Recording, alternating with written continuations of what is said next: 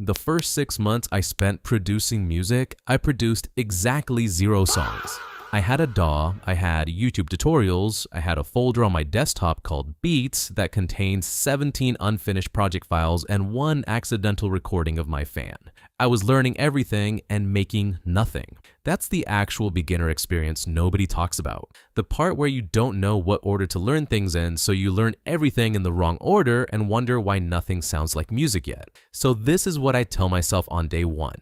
The first wrong turn I made was spending 2 weeks choosing a DAW. I watched comparison videos, I read forum arguments, I downloaded 3 free trials. Total waste of time. Here's the truth. Every major DAW can make every genre of music. The differences matter when you're advanced. When you're a beginner, the differences are completely irrelevant. Pick one, anyone, and don't touch another one for a year. The DAW is not your problem. The second wrong turn was trying to learn production and music theory and sound design and mixing all at the same time. I'd spend an hour watching a tutorial on EQ, then an hour on chord progressions, then an hour on synthesizer basics, and at the end of 3 hours, I had learned approximately nothing because none of it connected to anything I was actually making. You can't learn production in the abstract. You learn it by finishing things and noticing what's wrong with them. So here's the actual order that works. First, learn just enough to make a complete idea. A loop, 8 bars, something with a beginning and a sense of movement.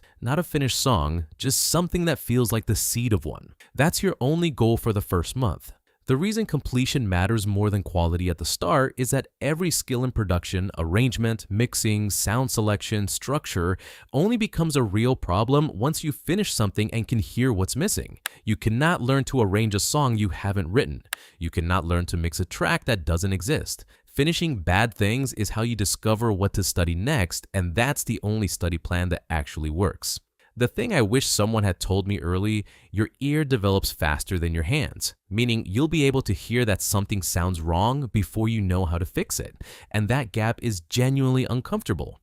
Most people quit here. They think, I can hear that this sounds amateur and I don't know why, so maybe I just don't have it. That's not a talent problem, that's your ear getting ahead of your technical knowledge, which is exactly what's supposed to happen. Close the gap by making more things. On references, this one thing alone would have saved me months.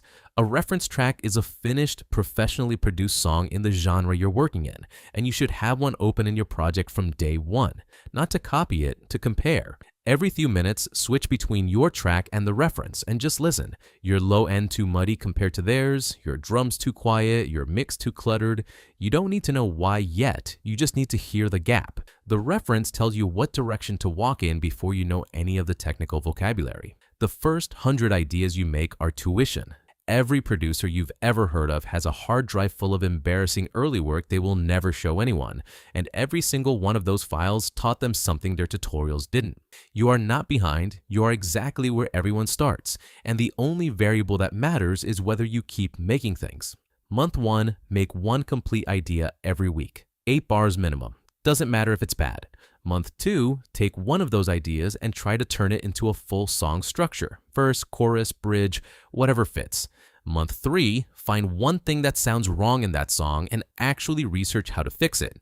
That's when you open the tutorial on EQ or compression or arrangement, because now it's answering a specific question you have, not filling a void you can't even define yet. Everything else, the plugins, the gear, the industry standard tools, none of it matters yet. I've heard incredible music made on free software, and I've heard terrible music made on setups worth more than a car. The tools are not the gap between you and good music. Reps are. Make the thing.